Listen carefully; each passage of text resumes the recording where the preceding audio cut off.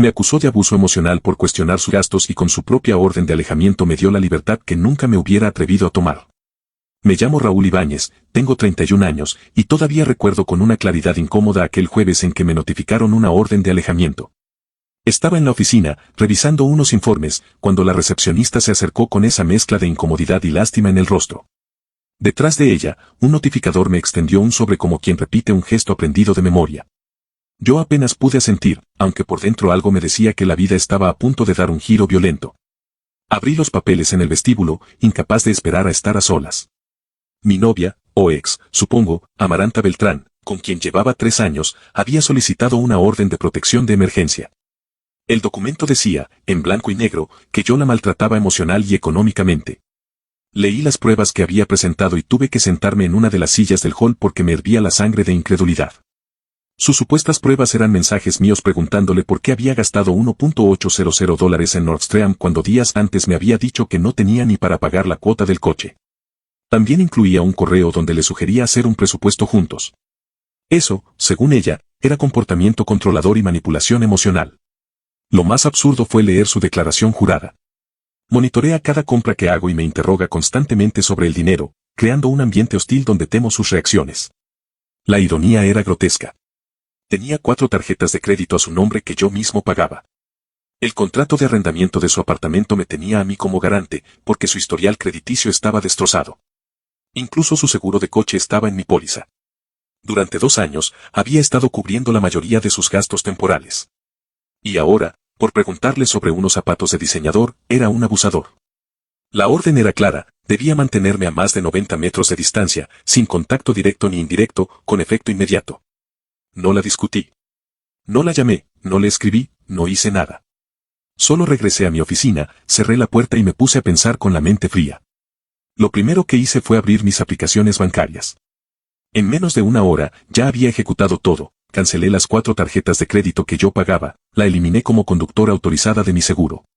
Llamé a su complejo de apartamentos para retirarme como avalista con un preaviso de 30 días, detuve las transferencias automáticas que cubrían sus gastos, cambié las contraseñas de Netflix, Hulu, HBO y Disney Plus, y las saqué de mi plan familiar de teléfono.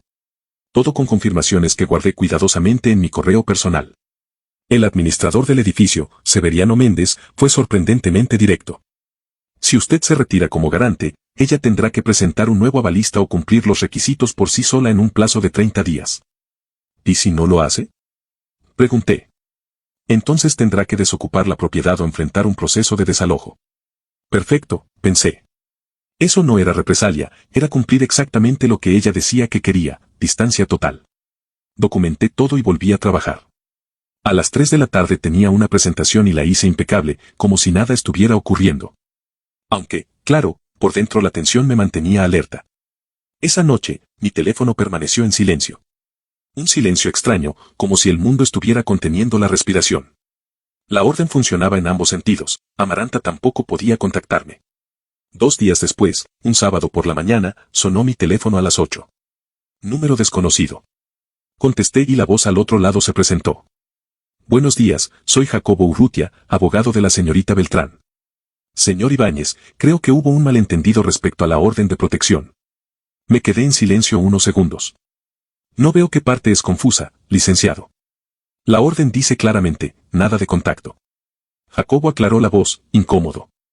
Mi cliente ha descubierto algunas complicaciones. Parece que se han cerrado ciertas cuentas financieras. Dejé de hacer pagos voluntarios a sus tarjetas, sí, lo interrumpí. Bueno, ella dependía de esos pagos. Entonces debería haberlo pensado antes de acusarme de abuso por preguntar sobre esos pagos, le dije, con calma, casi disfrutando de la ironía. Él intentó recomponerse. Seguramente podemos llegar a un acuerdo. Mi cliente estaría dispuesta a modificar la orden para permitir conversaciones financieras. No es necesario.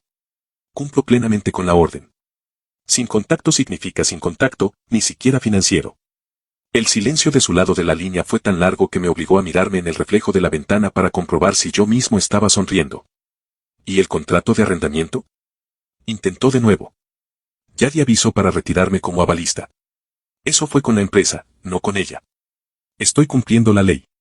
Su voz empezó a quebrarse. Esto es una represalia. No, repliqué con firmeza. Esto es obediencia. Ella dijo que mi apoyo financiero era abusivo. Estoy obedeciendo, apartándome de su vida. Colgué sin darle oportunidad de insistir. Y 20 minutos después, empezaron a llegarme mensajes de sus amigos. No los leí. Solo tomé capturas de pantalla. Era evidente que la orden se violaba de manera indirecta y cada detalle quedaba registrado. El lunes por la mañana, apenas llegué a la oficina, me encontré con un correo electrónico de Jacobo Urrutia. Esta vez ya no pedía una conversación amistosa, sino que me enviaba una carta formal exigiendo que restableciera el apoyo financiero durante el periodo de transición. Respondí con la misma brevedad con que se borran correos spam. Según la orden de alejamiento, no puedo tener contacto ni relación con la señora Beltrán. El apoyo financiero constituiría una relación. Estoy cumpliendo plenamente la orden judicial. Favor de informar a su clienta. Minutos después, la tormenta se trasladó a redes sociales. No fue Amaranta directamente, sino su inseparable amiga Zaira Montoya. Publicó en Instagram que los hombres tóxicos utilizan el dinero como arma de control después de ser denunciados por abuso. El post iba acompañado de capturas de pantalla de mensajes de Amaranta que, según ella, confirmaban el abuso. Pero cometió un error fatal, incluyó textos de la propia Amaranta donde decía cosas como, ni siquiera puedo ver Netflix o te dije que la orden de alejamiento haría que él prestara atención. Pero ahora dejó de pagar mis tarjetas. Alguien, con más tiempo libre que yo, tomó esas capturas y las compartió conmigo. Yo solo las reenvié a Elvira Castañeda, mi abogada. Ese mismo sábado la había contratado, convencido de que el asunto iba a escalar. El verdadero espectáculo llegó el martes por la noche. Me llamó Severiano Méndez, el administrador del complejo de apartamentos. Señor Ibáñez, debo informarle que la señora Beltrán no ha presentado nueva garantía ni calificación alternativa. Le restan 23 días. Entendido, respondí. ¿Puede confirmar que mi responsabilidad termina en ese plazo? Sí, pero hubo un incidente. Ella vino con su madre, la señora Isolda Beltrán, e intentó falsificar su firma en un formulario de renovación. Me incorporé de golpe, incrédulo. ¿Qué dijo? Tenemos cámaras y registros de su firma original. La falsificación es evidente. Nuestro departamento legal y las autoridades locales ya están al tanto. No tuve ni que fingir sorpresa. La realidad era tan burda que parecía sacada de una mala novela. El miércoles, la situación empeoró. Isolda intentó contactarme a través de LinkedIn. Un mensaje breve, directo: Raúl, esto es ridículo. Tú y Amaranta tuvieron un desacuerdo y ahora le estás arruinando la vida. Sé un hombre y arréglalo. Ni respondí. Solo hice captura y la añadí al archivo. Cada intento de terceros era, en esencia, un acoso indirecto. Elvira lo confirmó con frialdad quirúrgica. Presentó una orden de alejamiento falsa, su madre falsificó su firma y la están acosando a través de terceros. Si quiere, podemos contraatacar de inmediato. Esperemos, le pedí. Quiero ver cómo se desenreda esto. No tuve que esperar mucho. Esa misma tarde, le embargaron el coche a Amaranta. Había dejado de pagar hacía 4 meses, usando el dinero que yo transfería para otros caprichos. Sin mis depósitos semanales, no pudo cubrir ni un pago parcial. Zaira, otra vez, intentó incendiar Instagram. Subió una foto del coche en la grúa con la leyenda: esto también es abuso. Pero alguien comentó: si se lo llevan, ¿no significa que él lo pagaba? El post duró menos de 1 hora antes de ser borrado. El jueves, otra bomba: Amaranta había reventado la tarjeta de crédito en apenas 3 días de compras de pánico, convencida de que yo cedería. No lo hice.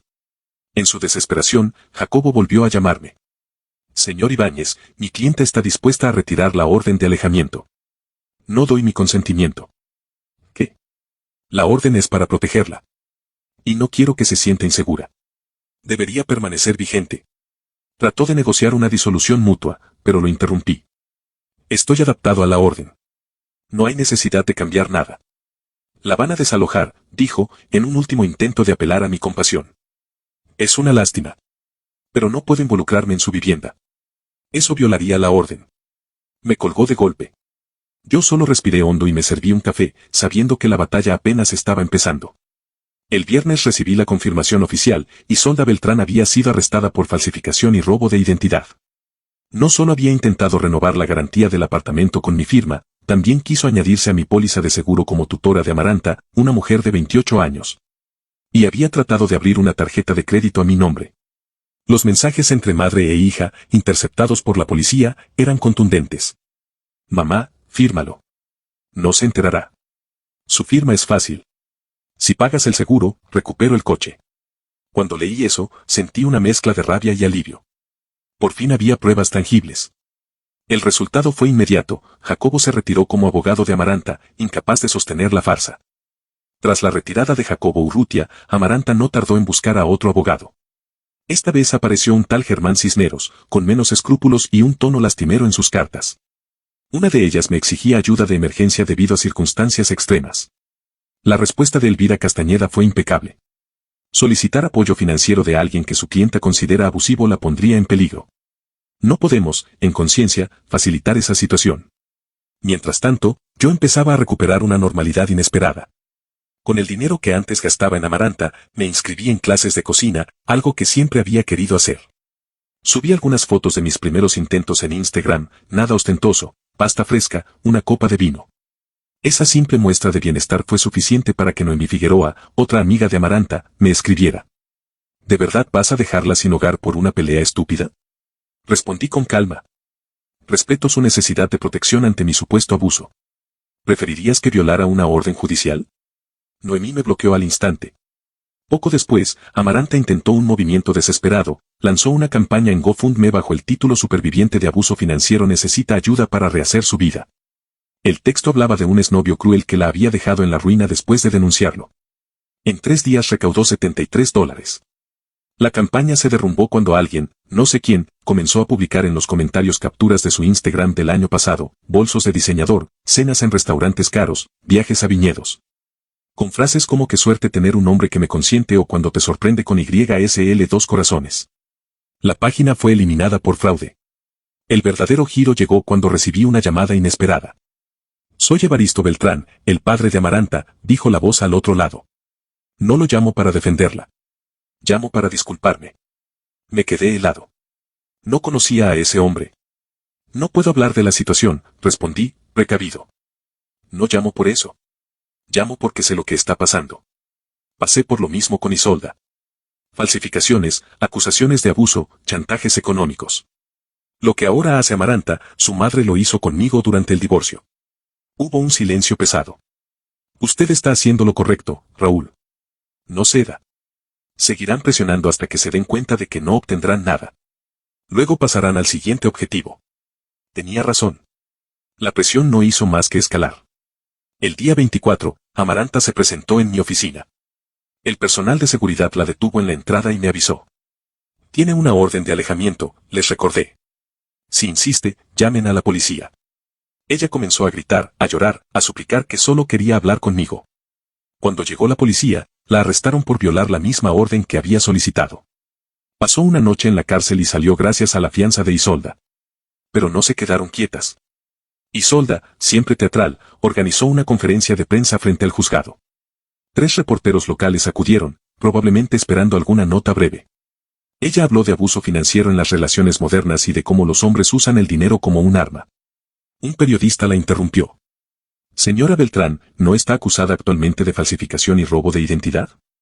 Eso no es relevante, replicó con descaro. ¿No intentó falsificar la firma del señor Ibáñez en varios documentos financieros? Lo hice para proteger a mi hija. El evento terminó entre risas y comentarios sarcásticos en redes. El video se volvió viral en foros legales como ejemplo de lo que no se debe hacer en relaciones públicas. Mientras tanto, Severiano Méndez me notificó oficialmente que Amaranta sería desalojada en menos de 48 horas. Ninguna de sus solicitudes de vivienda alternativa había sido aprobada. Su historial crediticio, sumado al arresto reciente de su madre, la convertían en un riesgo inaceptable.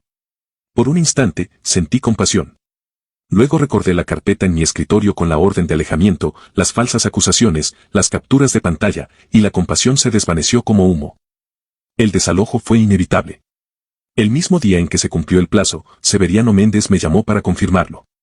Señor Ibáñez, la señorita Beltrán fue desalojada formalmente esta mañana.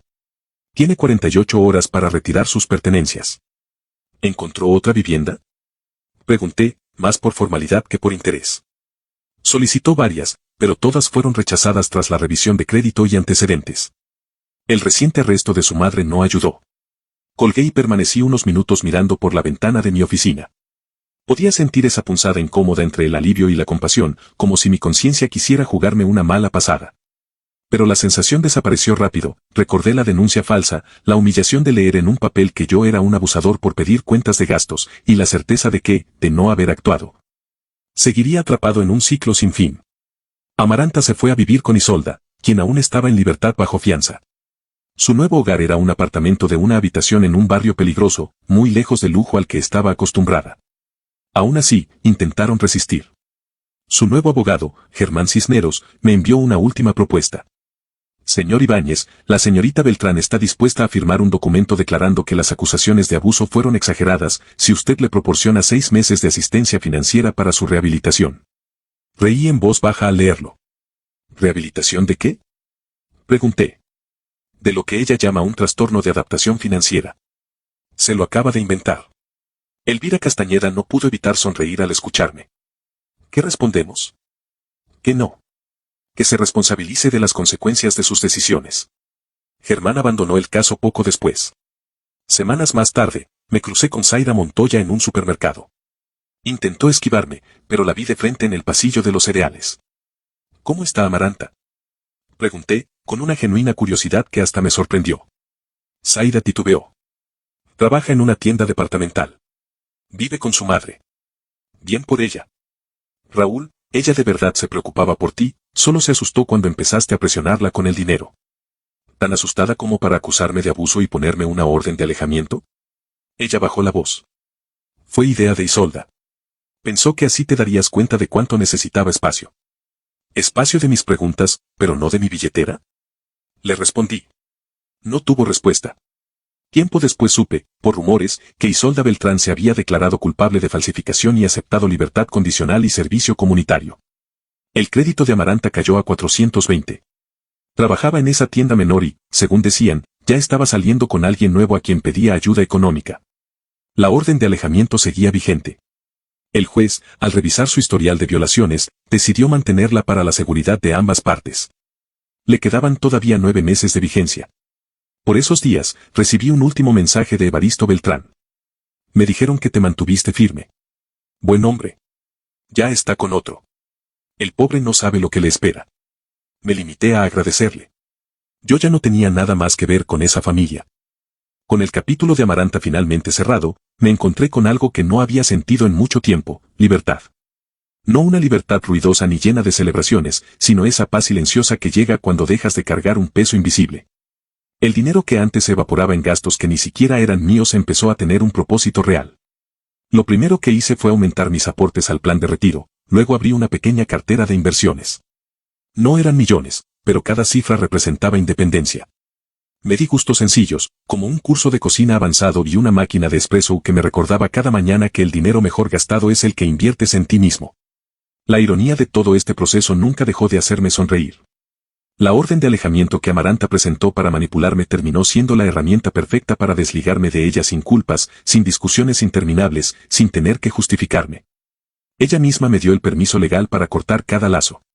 Me quedó claro algo que antes no quería aceptar: cuando alguien te muestra quién es a través de documentos legales, créelo. No intentes salvar la relación ni justificar lo injustificable.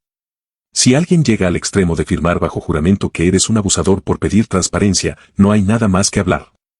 Mi madre, Dalia, solía repetirme: a veces la obediencia es la forma más poderosa de resistencia. Y tenía razón. Yo obedecí al pie de la letra lo que Amaranta pidió, sin contacto, sin apoyo, sin cercanía. Ella misma había definido la distancia, yo solo la cumplí con entusiasmo. Y mientras su vida se desmoronaba entre desalojos, deudas y nuevas víctimas, la mía se llenaba de proyectos propios.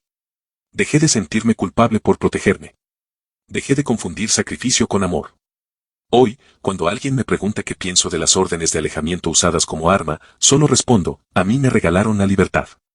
Porque al final, Amaranta quería que yo me alejara, pero que mi dinero se quedara.